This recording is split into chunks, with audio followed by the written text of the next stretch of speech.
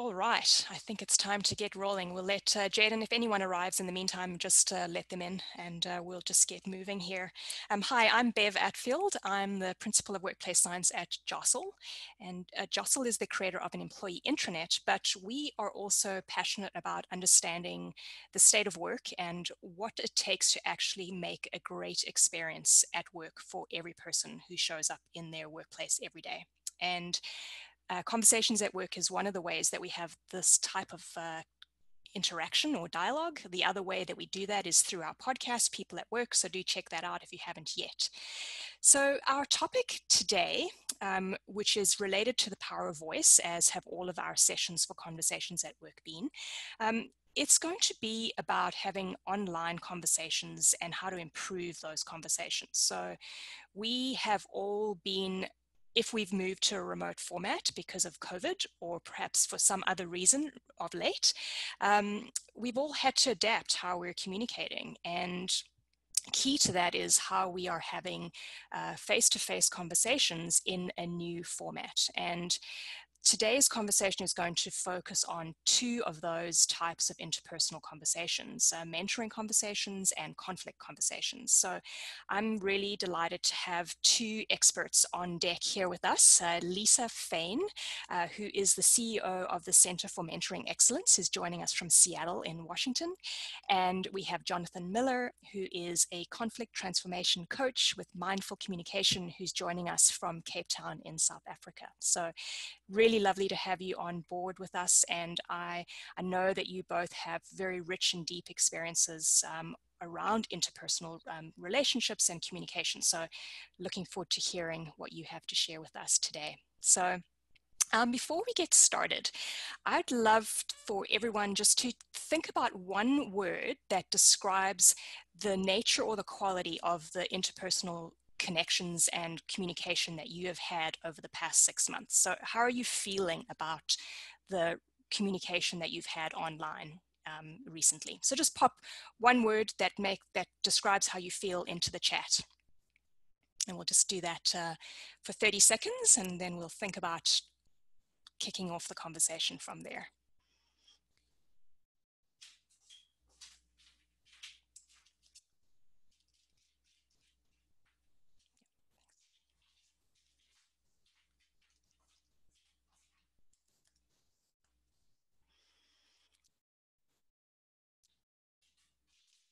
Okay, so I'm seeing intentional, short, fizzy, hit and miss, flexible. So definitely lots of feeling in those words. I'm very encouraged to see purposeful, intentional. You know, I think, yes, conversations are necessarily shorter now. I think we're all adapting and finding new ways of doing these types of conversations. So thanks everyone for sharing your thoughts. That really just sets us up to talk about the nature of interpersonal relationships and conversations that we've been having, and we are missing things, right? We're missing the face-to-face, we're missing those cues that you get when you're in person with somebody, and we've really had to adapt how we build and enrich our interpersonal lives over the last few months. And Lisa, perhaps I'll ask you to kick us off here, and I'm going to share a diagram for us to use as our conversation starter here, just around understanding the levels of conversation that ordinarily are there. And perhaps you can walk us through what's different now that we're communicating in this different mode to just help us set a context for the conversation that's going to follow. So if I start sharing, could I ask you to just lead us through what that looks like from your perspective? Yeah, perfect. So I think the best way to start off is to think about the richness of conversation is really about creating connections. And what we know from good conversation is that it takes time to develop good conversations, but also that really good conversations, when you're talking about mentoring, when you're talking about coaching, when you're talking about workplace conversations that go deeper than just the how are you doing or the typical water cooler conversation, you think about there really being learning and trust that are present.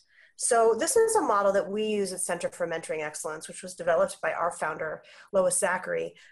excuse me, and it really takes you through 5 phases of conversation. So I'll give you kind of examples of what these look like. And then Bev, to your question about what happens with online conversations, would love to just start to serve it up there for people to give their thoughts. So the first level is monologue, which really isn't a conversation at all. It's something that's very one way. It might look like something, storytelling, but that interactive storytelling. In my day, this is how it was. Or let me tell you about my weekend, blah, blah, blah, blah, blah, blah, blah, blah, blah, without any sort of back and forth. So you can see there that it's very one way, that learning is low, there's no trust that's established. And often these kind of monologue conversations, they feel like people talking at you. And they happen very early in a relationship, or in relationships that are stagnant that never take the time to develop. The next level is a transactional conversation. A transactional conversation feels a little bit like ping pong to me, the game ping pong, right? Where you have sort of the passing back of information without anything deeper. So it might look something in a mentoring conversation, for example, it might look something like this. So last time we talked about, you going back and having a conversation with your supervisor. Did you? Yes. Check. Feels like a check the box. The next part of that conversation might be on to the next thing. Did you do this? Yes. And there's not a lot of, while there's something that's transactional, there's no digging deeper there. So the next level is really interaction. And interaction is really where each party, if you're using the ping pong metaphor, is holding the ball for a little bit longer. Maybe there's some follow-up questions. Maybe there's a little bit more of give and take, but there's really no depth of learning there. So where I want to encourage you to start to think about good conversations is to the right of interaction in collaborative engagement or dialogue. Collaborative engagement is something, again, that happens over time, and that where there begins to have deeper learning. Usually the difference between collaborative engagement and dialogue is that the learning is one way in collaborative engagement. So in a mentoring conversation, for example, it might be that the mentee is having the learning. And while there's some interaction and some back and forth, it's really about learning from the mentee. Dialogue is where insights start to happen on both sides. And you might, in a mentoring conversation, for example, have the mentee gain some insights and the mentor share his or her or their insights that happen as a result. And this is a model that's really applicable not just in mentoring conversations, but really in any kind of dialogue as you establish things. I want to just point out one more variable, and that's the variable of time that you see at the bottom. One of the most helpful analogies that I can think of with respect to time, and I'm curious of Jonathan's take on this too in the coaching realm, is the importance of developing a relationship so that you can move up here on the continuum. And the idea here is, the analogy is sort of an apartment building, and creating levels of intimacy in conversation so that you have the appropriate level of dialogue for the appropriate floor in the apartment building. Here's what I mean by that. Lobby level conversation might be something like, how's the weather? Right? Or a very surface level conversation. It would be very strange to meet somebody in the lobby and ask them how they feel about social justice or what's happening with their family, right? It's a very surface level conversation that happens based on limited interaction. If you want to develop better conversations, your task is to go up in the elevator in levels in the apartment building. A first floor conversation might be deeper, second floor deeper still. And you really want to use the factor of time to help you raise in the elevator to intimacy of conversation. That happens with intentionality, and you can move up the levels of conversation more quickly if you have the intentionality of having learning and developing trust. So that's the model. And I'll, stop for a moment and just ask people how they feel that this has been impacted for them with the introduction of virtual conversations versus live conversations. Feel free to jump in if you'd like to unmute yourself and contribute, or you can add comments in the chat. I'll be monitoring that, so just feel free to jump in. Perhaps while we're waiting for others to contemplate what you just shared, Lisa, I'll share something that struck me here is the both sides nature of this, and that all parties have to be working at making this more successful and more engaging. So it's worth encouraging others around you to be learning these skills too, right? Yeah, 100%. And Julie makes a really good point here. She says there's less time for dialogue and many conversations are just interactional or even transactional, right? Because you're logging on. I think it's interesting to see the shift from what happened, at least in my world and in many of my colleagues' world in March, where we were feeling so isolated and worried about what it was that we were having intentionally deep online conversations to, all right, this is going to be just a replacement for the meeting that I was going to go into in, my boss's office or my colleague's office, and becomes much more interactional or transactional. And, I think that's exactly right, Julie. And the point here is that one of the lessons that we can take away from this virtual world, even when and if, I should say, if we end up going back to a live environment, is creating deeper conversations with intentionality and taking the time to connect in advance and ask, how are you and how are you really? I think those are sort of two different questions, right? How are you? How are you really? When you have these online conversations, so you can get to the intentionality of really building trust there. It's a great point, Julie. Thank you. One other thing that struck me, Lisa, was that I think in the beginning when we all shifted to this quick remote mode, we thought that it was just a stopgap for a short-term situation. And interestingly, I think your diagram is actually a summary of how we've progressed along the pandemic as it's unfolded, in terms of how we've had to become more interactional and collaborative and focusing on dialogue for the long run online, versus just thinking, oh, well, I don't need to have this conversation now because next week I'm going to be back in the office, right? I think we've now realized that this is the way it is for the future, and we have to have the ability to make it work and have impact with those conversations. Absolutely. Because the truth is, we can't let perfect be the enemy of the good and wait for the live conversation to establish the relationship. What happens, because time is really a critical factor here, is the continued interaction, the continued connection points between people when you're having really a good conversation is important. So sometimes I say, people say, well, I can't get on video today, so I'm not going to reach out to, the person I supervise or my boss or my mentee. And I say, look, don't let perfect be the enemy of the good. Yes, of course it's better to see somebody on video. Of course it's preferable to develop relationships live. And we live in the world that we live in. And the beauty of creating, look, Jonathan's in South Africa, we're in North America, and you can have conversations in real time across thousands and thousands of miles. What a gift that is. So to be able to use that to form international relationships, to form relationships across, on a distance online can be really, really important.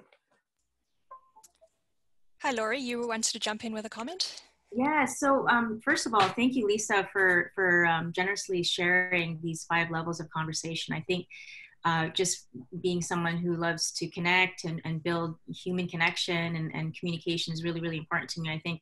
And also being a coach, I didn't realize the levels that they're there, and that now it's really interesting to see that perspective.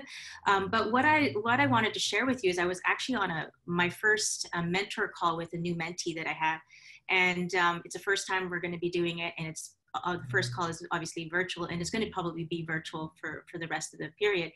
And I was trying to think, what's the best way to sort of create that instant connection for him to feel safe enough to just have deeper conversations right from the beginning, even though I know it was our first call, and it's going to take some consistent times for us to get up those levels of that elevator. But what we did to make it really intentional is we created a trust agreement. And in that trust agreement, I had him define what it means to feel trust and what he needs to feel safe. And, from those conversations, he kind of built upon that. And instantly you could feel a shift in his energy, and just he felt way more comfortable because he just kept sharing so much. And so I love that. And I thought I just really wanted to share that I had that experience just before our call today. So thank you. Yeah, that's perfect, Laurie. And actually, it's a really great practice. Is if you are starting a new relationship with a mentee, or even with a new person on your team, is to really have that agreement ahead of time that, look, our intentionality here is to build a relationship. And, how are we going to show up here? What's required of each of us? I love that you call it a trust agreement. That's really perfect. I thought you were going somewhere else, and I'll tell you where I thought that was as well, because here's another really great practice is to have the intentionality of asking deeper questions. It's like the equivalent of asking the how are you really question first. I like to call them power questions. And the imperative is for the person with a higher power stature to share first. Why? Because you set the tone for an agreement. I know many of you say, well, I'm in a flat organization. There's not really a power differential. Trust me, anytime you have a mentoring relationship or a supervisory relationship, there always is a power differential. So the person with the higher power differential, even if you don't feel it yourself, your mentee or your employee is going to feel it, is to share of yourself first, and then you're inviting and setting the tone in for the sharing of the other person. So both of those can be really good practices. And Lori says she also started with, how are you feeling today? Yeah, it's a better question than how are you? Right? How are you is like, I'm fine, what's next, right? How are you feeling today? How are you doing? And if you ask that in the way of really getting deep, I think that's really, really powerful. Awesome. Before we move on, and we're going to be reflecting on the 5 levels of conversation as we delve into conflict and then further mentoring considerations. But does anyone have anything else to share just generally about interpersonal connecting before we start to get specific this morning? Yeah, Laurie, sharing that vulnerability leads to courageous and meaningful conversations. And, vulnerability is certainly something that we've talked about in the leadership context, but it definitely is something that needs to be present in these online conversations that tend to be the more difficult ones. Mm-hmm. For sure. Simon is asking, how are water cooler conversations and dropping by the office converted into Zoom? So, Simon, what has been your experience? How have you found the proxy for those things? Let me figure out how to unmute here for a sec. For about 4 months, I was working remotely, and my boss would say, "Hey, can you jump on a Zoom call?" Eventually, it would be, "Hey, do you have time for a quick Zoom?" Which is productive. We see the body language, the interaction. But now our department's now more on campus now. And even this last few weeks, where you can just go next door to the office, you're hanging around the door frame, you're going, you know what, I want to bounce something off you. And you see the body language and the other person goes, why don't you sit down? Or you're trying to sketch something out. I just haven't figured out more tools to be able to do that collaboration. Like we'd go to the breakout room and pull up the big screen, and even if we're on a laptop, but that physical energy, you see the person's emotions, we can have a conversation. Like right now, everyone's very good about stopping and listening before you interject. But when you're in a normal collaboration, someone jumps in and go, "Hey, that's a great idea, Bev," or "Jonathan, I like that." And, people kind of can chat and not have to wait for the silence. Like right now, nobody's probably going to speak until I stop. How do we harness that collaboration dialogue that's healthy, that's energizing, because it's physically. There's a when I teach inclusive behavior, inclusive leadership, there's a skill called name the dynamic, which is an incredibly powerful skill, which is actually, it is what it sounds like, right? Which is, in the context of your question, Simon, it might be something like, look, I know this is a brainstorming session. We all have really good ideas. I know we like to wait till we're done talking. And I also know that when we're in person and everybody's collaborating, it's iterative and we're jumping all over each other. Let's take it, if that happens here, as a sign of, collaborating and brainstorming, and give each other a little grace on that. So that would be thing one, is to call it out. That's one way to kind of deal with that dynamic and invite it in, because sometimes that talking over, while it feels like interrupting, it can also be really generative of really it can be really healthy. So to give the permission by explicitly stating what otherwise you might not explicitly state if you were in a room in person can be something that's really powerful. The other piece is to have intentional virtual water cooler is a really good time where you can say, especially if you lead a team, you say, you know what, I'm actually going to be, if you want me between 10 and 2, I'm available for brainstorming. Just hit me a message through IM or send me an email and we'll hop on and we'll have a brainstorming session. Or a virtual water cooler where people come in and you're just connecting. can be really, really powerful.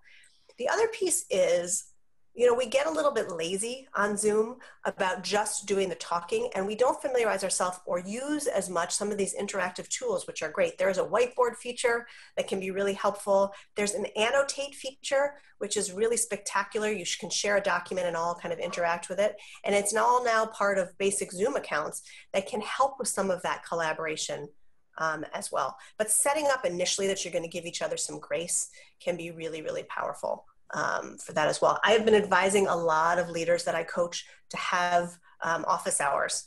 And rather than stay on Zoom for 4 hours, which just isn't practical, or for an hour, is to say, I'm available, you know, send it to your team. If you need me, send me a DM or send me a message, and we'll hop on Zoom and brainstorm. Yeah, and thanks, Lisa. And how do we convert, I mean, environments where I take the client or I take my team members and we say, you know what, let's go to the Starbucks, grab a coffee, and we're chatting along the way. We get some fresh air, you know, the token of just buying them their coffee, you know, fighting over who's going to tap first, you know, kind of, you know, those things that just kind of humanize it, break the ice. You know, we both haven't had lunch. Let me go buy you lunch today, right? Or just to get some fresh air. You don't go right now, go, everyone, you know, let's go walk to the fridge right now. And, you know, I can send you a Starbucks card, which I've done, but it's still not, you know, end of day, great job guys today. We'll go for happy hour, right? You know, just everyone who can make it, let's just go down the block. Well, I'll tell you two things that have worked for me and worked for folks that I work with. One is to have an agenda item of catch-up time. Not catch up like in the bottle, catch up like catching up with one another, or cats up, as you might say, depending on how you spell it, right? But catching up time of, you know, first 10 minutes is really, you know, hey, what's happening with the kids? What's on vacation? What'd you do on vacation? That kind of thing, so that you have some of that. The other thing is, and this is something that I learned from my husband, who has a team every Thursday at 3 o'clock. I hear, you know, everybody's in the house now, so I hear a lot of laughter upstairs. I'm like, what's going on up there? And they have a Thursday afternoon, 3 p.m. happy hour. And everybody kind of plans, you know, you know, at first I thought it was just purely frivolous fun, you know, hey, get to work, buddy. But instead it's really powerful connection time that's actually helped them bond as a team in a way that is not a substitute, you know, for the walking to Starbucks or the buying the lunch, but it's a nice alternative for ways to connect in a way that's lighter and feels like you're working on the relationship and building the trust, so that you can have that learning and that productivity. Thank you. Those are great tips. Thanks, Lisa. And if anyone else has any tips for how they are collaborating, connecting, what tools you're using, please throw it in the chat. I'm sure that others will benefit from your experiences as we go along here. So I'd like to shift gears now and get into the two specific topics. We've set the stage here for the importance of interpersonal connecting and some of the difficulties that we are all experiencing around doing these things on Zoom. And one of the hardest conversations to have, even in person, is a conflict conversation. And, you know, I think moving this into an online format has disadvantaged us even further. So I'm going to call on Jonathan, who's our transformation expert, or transformation expert around conflict conversations. And I'm going to ask him to just give us a quick observation of Jonathan, what are you seeing with your clients and how you're adapting to this new normal? And then we're going to go into a breakout room and do a little bit of exploration in probably 2 small groups. But maybe just take a minute and tell us what you're seeing out there right now. I think the biggest gap is, it's kind of what Simon was pointing to. There's something that happens when we're in person. There's all that kind of little things that Simon so beautifully kind of outlined that we're not even aware that is missing kind of in our regular interactions. I think the most obvious place this happens is with our emails. And this was probably happening when we were in the office as well. I know I've misread plenty of emails. I'm like, oh, this person, they're just like so out to get me, or, you know, whatever this person's intention is. That's the easiest way for these slip ups to happen. That's just continuing multifold, right? Because you don't have that person-to-person interaction. So I think that all we're seeing is kind of that like escalation of that, right? When we're not face-to-face, there's just less communication. Even though we have the Zoom, we have like kind of some of these cues, especially in a gallery view like this. I'm looking at everyone right now. My face is pretty small, so you can't maybe see all the slight nuances that, you know, your subconscious mind would pick up. So what we just want to be aware of, and what I'm noticing, is just there's just more room for misinterpretations. And you know, I saw someone in the chat earlier mention like less time. Julie said like there's less time for the dialogue, and there's like less time for kind of figuring this stuff out. And yet it's critical that we do slow down and make sure that we put in what's missing to make sure that kind of those conflicts don't arise. So I think that's kind of the general trend. And I mean, I would open it up to other people and see, I don't know if we're going to talk about this in the breakout, but seeing what their experience also has been of conflict, if they've seen more, if they've seen less, if they've experienced what they've experienced being more online than before. How should we take this, Bev? Should we move this into a breakout, or should we get some thoughts from people right now? Yeah, so we can probe this for a couple minutes. In the breakout room, we're going to talk about examples of people that we've all observed as doing conflict conversations well in an online format, and what can we learn from those people. So if anyone has anything to share more generally about the conflict space, let's do that now. Otherwise, we can move into the breakout and have a more, there'll be 4 of us in each of the 2 rooms, so we'll have a more intimate conversation in there. Anyone have any experiences that they've noticed just about what's been working well and maybe what's not been working as well since they moved more into the online space?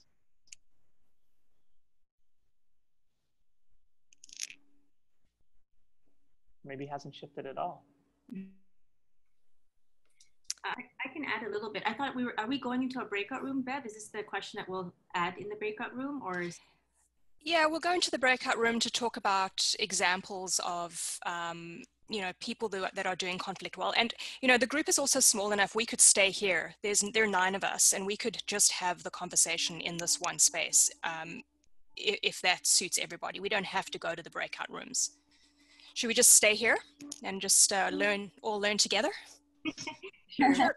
I just wanted to add to what Jonathan was asking about some of our experiences. So what's coming up for me and my interactions, Jonathan, is that the people who have spent a lot of time on that trust, you know, before going on, you know, pre-COVID, they had already built a strong foundation of trust, whether that was in their in-person or day-to-day interactions. And for me, having trust is being consistent with, you know, and having integrity. I think it's even more important now virtually, because you don't get to see all those nuances. You don't get to see that expressive or hear their voice or feel that energy. So the ones that are leading the way virtually are more consistent with their interactions. And then if they say they're going to do something, they're going to follow through with action. So the actual actions and behaviors, even offline, are there, because we don't see the actions virtually. So those are the things that I think that are standing out for me. And then in the actual virtual conversation, again, checking in, like what Lisa said, and just being vulnerable and showing that you're going through similar things, and that you don't need to understand exactly what they're going through, but you're here to support them, and you're sharing that in a way by actively listening, being present, removing any distractions, and doing the best you can to like really make that connection as human as possible. So I'm hearing 2 major things, if I can just recap. And the first part is around kind of like that trust factor. I love that you brought up consistency, because that is like a huge factor of trust, and the integrity piece, which is like, so important, right? Especially in the online space. So I love hearing that, and more important than ever, right? Because everything we do is like some form of communication, even when we're not doing things, that is communicating something, right?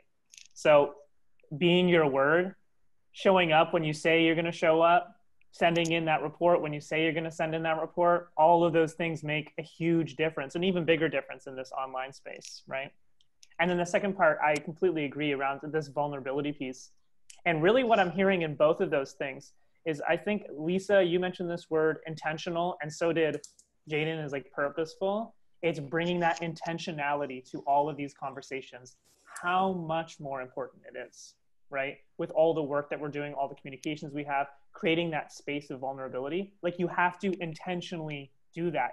You have to intentionally create the space in order to, build that trust. So I think intentionality is kind of the theme that I'm seeing underneath some of the points that you brought up, Lori. I don't know if that's something that you saw as well.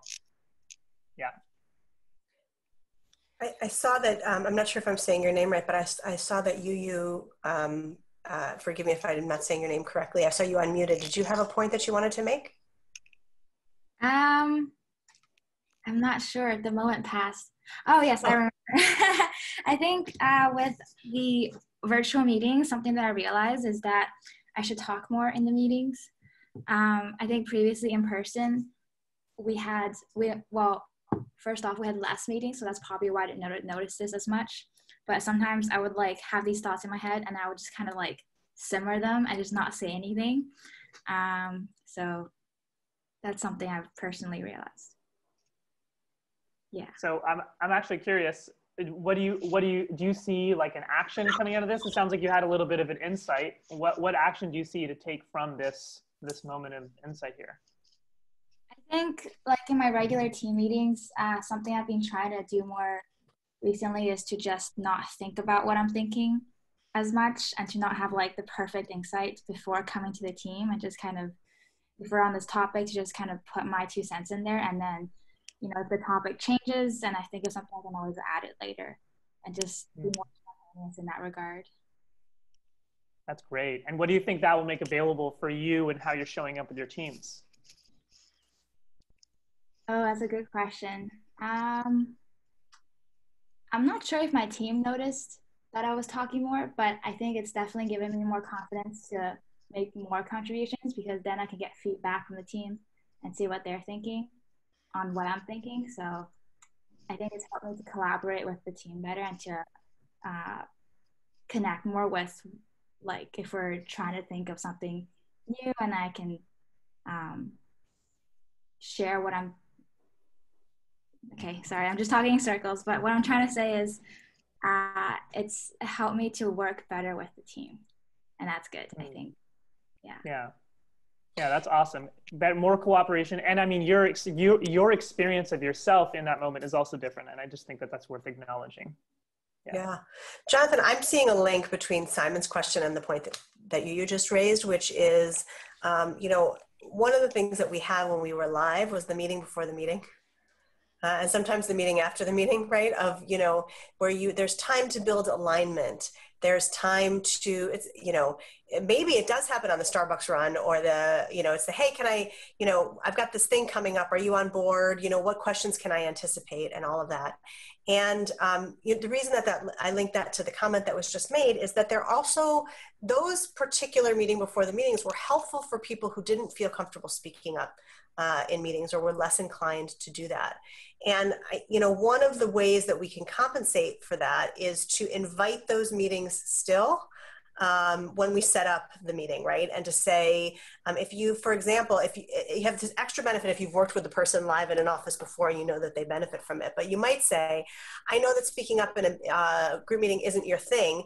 Hey, you want to have a quick meeting beforehand or afterwards, so I can get your thoughts on that as well, and really inviting that participation and helping people show up authentically, because there's all sorts of cultural differences and personality differences that impact whether people are comfortable speaking up. And it's not fair to assume, to make it, to normalize, right, this idea of group contribution when something isn't necessarily normative, it's just different. So I think really continuing to account for that is really important, particularly in conflict conversations, because then you can really gauge where somebody is if you've had those meetings beforehand. Yeah, absolutely. I love Simon's point here too. It's a great idea. I mean, just go into the meeting room ahead of time, right? Have a little chit chat with whoever's there waiting for the next meeting. Yeah, that's a really good tip. So Jonathan, I'm curious about specifically if we're thinking about the conflict type of conversation. Many of us avoid having those conversations to begin with, right? And I think it's become a bit easier for us all to withdraw because we don't bump into people. We don't see someone sitting next to you that you know you have to have that difficult conversation with. So what's your advice for people to have the courage to actually have those conversations and confront those issues head on, despite the fact that we have to do it in a virtual setting? Well, I don't like giving too much advice, but what I will say is I do think it comes back to that theme of intentionality.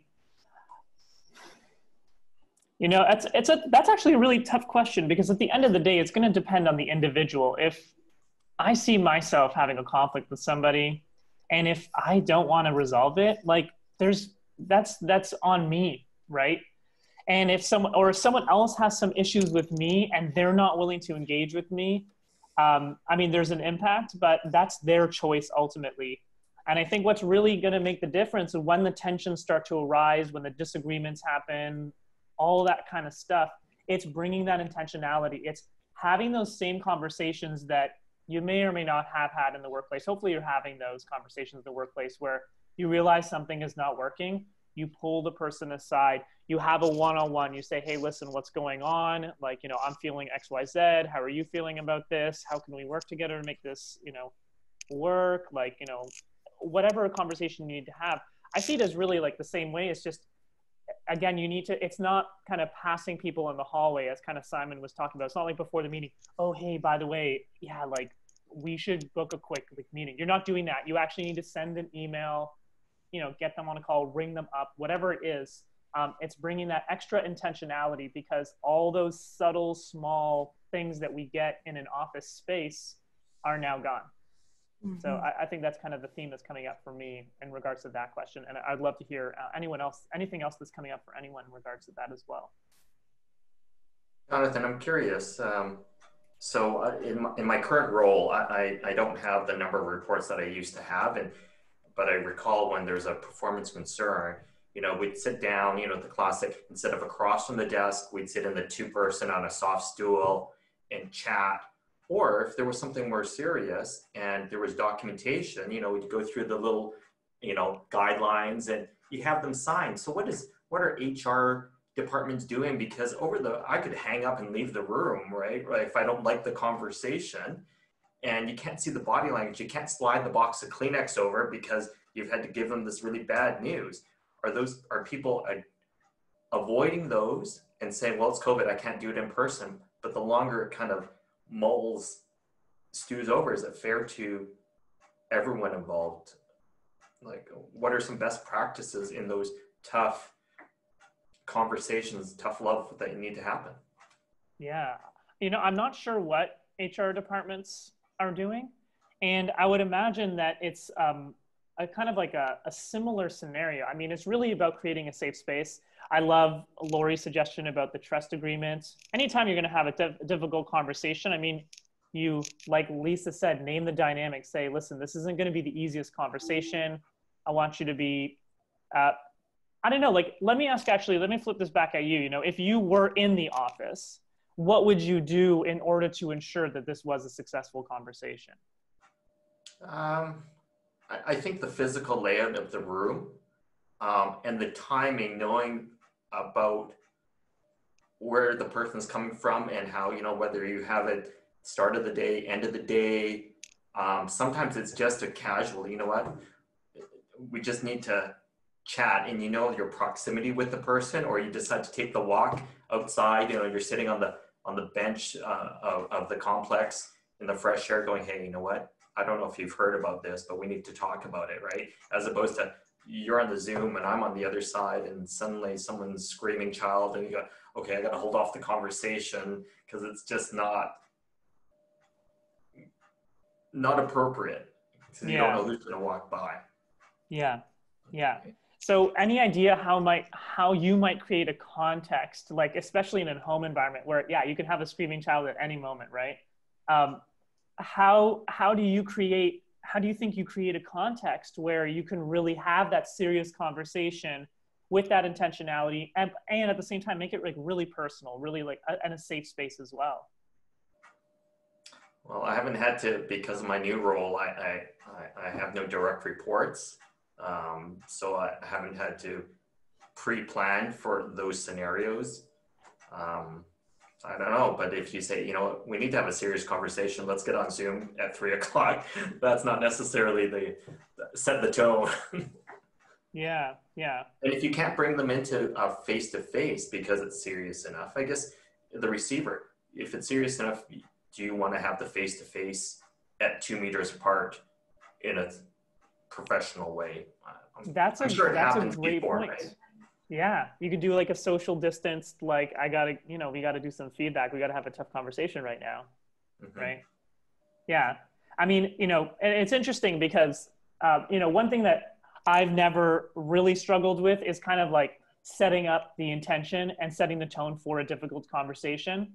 Like I love to create the intention of like, listen, you know, we need to have like a serious chat. It's not going to be fun. And like, I'm committed to, you know, having this go as smoothly as possible so we both get something that works at the end. I have no problem kind of setting the tone of a conversation like that. And I get that that could be really difficult for people to set. So setting a 3 p.m. meeting, critical feedback in your calendar is not always super exciting to see, right? And, you know, they know what's coming their way. Right? There's no secrets. You're being completely authentic about it. You're being like, listen, we got to have a chat about this. It's not going to be tons of fun, but I can tell you that we're going to like solve this together. Like I'm on your team here. We need to work together to get this solved. One thing I also love doing, I don't know if you're all into this, but I love sending voice notes. I'm all about voice notes. I don't know if you know. Yeah, Lori's also into it. Yeah. LinkedIn does voice notes, like WhatsApp. I'm all about the voice notes. I find that just already brings so much more richness to like the conversation. And that could really set the tone. So when they get that not so nice email, I'll also use like a service like Loom or Vidyard, something like that. And I just do a video. I say, hey, watch this video. That's like literally what I'll say in the email. And then they can click in the video and they can really see me coming out.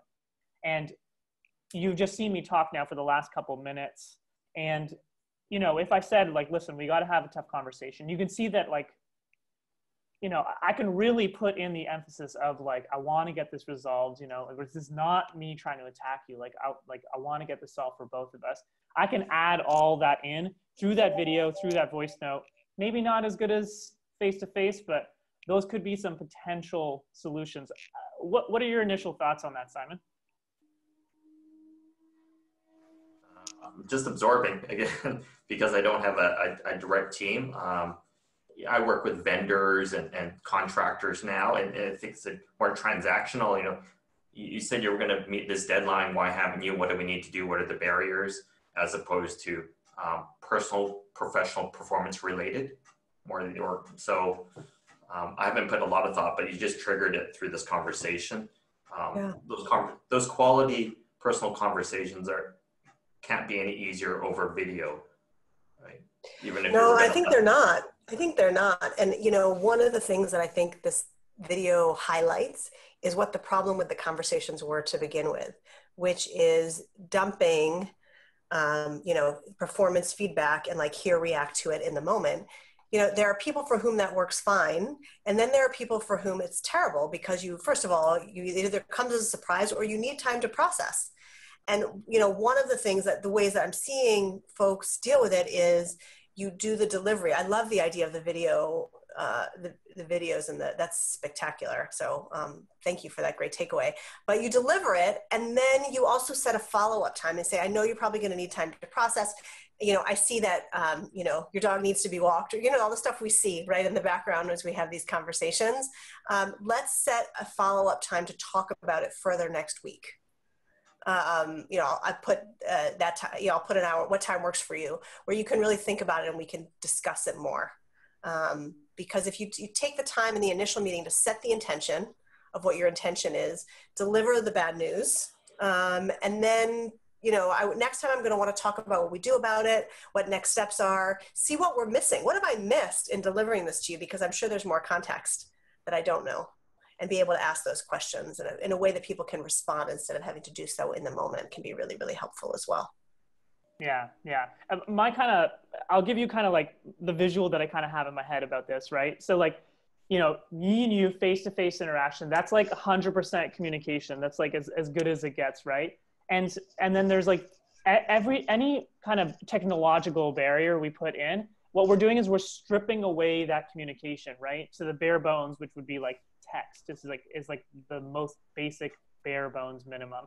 And so my goal, as much as possible, especially using technology, is to put in as much of that as possible. And so that's why, you know, video is probably your best thing. It's adding the most richness, but just trying to add in as much of that context as possible, maybe over explaining myself, being a little bit extra expressive, making sure we're using good lighting here, even though it's nighttime here.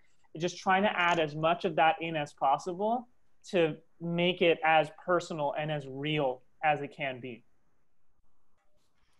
Yeah, I love that you raised that, Jonathan. It's something that I've been thinking about as the conversations unfolded here, is really trying to bring back the humanness of the conversation and the quality of and the texture of the conversation having meaning and feeling to it, which is very hard to do if you're working in an online format. So I love what was shared just around adding that depth and warmth to the conversation. So we're going to switch. Thank you, Jonathan, for leading that section for us. And I know that we, again, are quickly running out of time. These sessions always seem to quickly reach their endpoint, but we've got about 10 minutes left. And I do want to spend some time. Lisa, you've already walked us through, you know, a few of the things that we know need to be present. You know, the commitment, the vulnerability, the intentionality of conversations, and, you know, those themes have surfaced even in what Jonathan led us through and, you know, some of the earlier conversation we had. But I'd love it if you could just think about and walk us through what do you think has changed in the mentoring context in particular, going from being face-to-face with a mentee or your mentor to now being in these video calls with that other person? What's maybe the 2 or 3 things that you've already noticed have changed, and how are we adapting to those changes? Yeah, I think on the positive side, I think people are giving one another more grace for, you know, external things. And, you know, because, you know, if you're on video and you see the picture behind me or the dog walking through or whatever, there's more connection points to be able to create intimacy about things that you otherwise wouldn't see in a work environment. So there's actually something kind of beautiful about the ability to step into someone's home and be able to connect in a way you wouldn't in the workplace. So that's actually been a really good thing. And I noticed my camera is blurring itself, so my apologies for that. Hopefully you can see me clearly. I'm not sure exactly what's happening, but again, there we go. Another problem with technology, has a mind of its own. So the other piece is that what was happening is people were waiting, and grace became substitute for space, and too much space, right? Of like putting too much space in between interactions, waiting for the perfect communication. You know, saying the time isn't right to pursue our goals. And the worst thing is that time isn't right to focus on development. And mentoring conversations ultimately are development conversations, right? That's what's different than having a coach or a supervisor, is that you're focusing as a mentee on your own development. And I think in some ways it's been a real disservice that mentees do to themselves, but also that organizations do to mentees, to not push forward their mentoring efforts in times of distancing. In fact, what we need more now, we need that more now than we did before. This idea of focusing on our development, this idea of creating a connection and a sense of loyalty and engagement is more important. And so more frequent touch points, more imperfect touch points, more time, intentional time for connecting before diving into goals, but also having the flexibility on, you know, that goal I set in January actually may no longer be relevant because things have changed. My aspirations have changed. Maybe I've had some new insights on what I need and what I want working remotely that I didn't have before. And really checking in on goals is a really important thing. That's important. Also, I'm encouraging, you know, people who don't have mentoring programs or mentoring pairs to reach out for mentors now, and to start to seek those connections in really intentional ways that can make a big, big difference. I'm not sure if I answered your question though, Bev. Yeah, you absolutely did. And I think what struck me the most of what you just shared was this notion of imperfection. And I think for me, what I've noticed has changed is, and maybe this connects to us all being more real, ironically now, and having insights into the rest of our lives, is making it possible for us to just accept each other as humans who are not perfect. I don't know if that makes sense. And maybe that helps our conversations in some way, because it brings humility. It makes us be empathetic. It helps us to understand that people have got other things going on in their lives, and that is impacting their ability to have those hard conversations as well. So, ironically, maybe through this, we actually have deeper and more meaningful conversations than we did before. I'm not sure. Does anyone else have an opinion or an experience along those lines?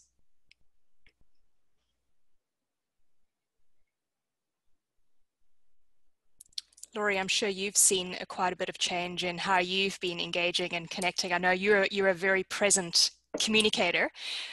What are you seeing around your approach to mentoring at this time? Yeah, I was just sharing online. Thank you. I'm just loving our conversation. I was just sharing online that I think in the beginning of COVID, the assumption I made was that people were probably too busy, and so I probably held back on reaching out as well, just because I made the assumption that we're all kind of going through this, and I wanted to find the right time. But like what Lisa was saying, was probably the time to reach out because people needed some support, and maybe they just didn't know how to ask for it. And that's why one of the life lessons I've always shared with my mentees or anyone is that asking for support makes you stronger. But this one that just reached out to me, I think we've had a connection before. Maybe he's liked one of my posts, but I've never really met him in person. And I felt so good that he reached out to me, or had the courage to do so. And that, and he was surprised I responded, and that I would say, yeah, let's start mentoring. Like, he was even going to say, like, if you're too busy, Laurie, maybe someone else can mentor. And I said, no, tell me more about what it is that you would like to learn, and what is it that you want to do. So I think my genuine interest in him and my questioning and my curiosity really made him, want to share more. And then I just said, you know what, I'd love to mentor you. I've got some time, and tell me what's important to you. And then from there, we set up our first session. So I think for us who are receiving that, whether we think it's a mentor relationship or not, or just a pure, relationship or connection, is just to stay really open and have curiosity and compassion and empathy. And I think when you have that humanness, that you create that openness to have that connection. So I think I'm so excited to connect with him and learn more about him. But I think also my vulnerability, I am very vulnerable, or have been maybe the last couple of years as I'm growing my own personal journey. And the more vulnerable I am, I feel people are way more connected and wanting to connect with me. And so, continue to be yourself. But in order to be vulnerable, we need to learn more about ourselves too. Yeah, thank you for sharing, Laurie. Something you said there around taking a genuine interest, I think, is a key idea that needs to live in any kind of interpersonal connection we have, and especially in the two types that we focused on here today around mentoring and the conflict conversations. It's something that Jonathan and Lisa have touched on around really caring about this person that's in front of you, whether they're physically there or not, is very important in having a fruitful and a productive conversation. So maybe you need to figure out what that looks like to you in terms of how you get to understand people and understand what drives them and how you take that interest. But I think that's a really good theme to think about if you're new to these types of conversations in particular. So, well, fantastic. Thank you so much, everybody, for sharing. And just being vulnerable and open today. Lisa, Jonathan, any closing thoughts that you might not have been able to get to? And I would like to thank you for your flexibility. We had actually created a very different agenda for this event, but we were adaptable and we figured things out. So thank you for your patience and your flexibility. Pleasure to be here. I think what was what I liked most about this conversation is how, generative it was based on everybody's input and own experience. So, you know, I really appreciate the suggestions and the ideas that I got, and just the opportunity to have a conversation around it. So thanks, Bev and Jaden, for making this happen. Yeah, and thanks Thank everyone you. for coming out. This was tons of fun, and I really appreciated everyone's contribution, really. Yeah. Fantastic. Well, please keep the conversation going amongst yourselves. Connect on LinkedIn.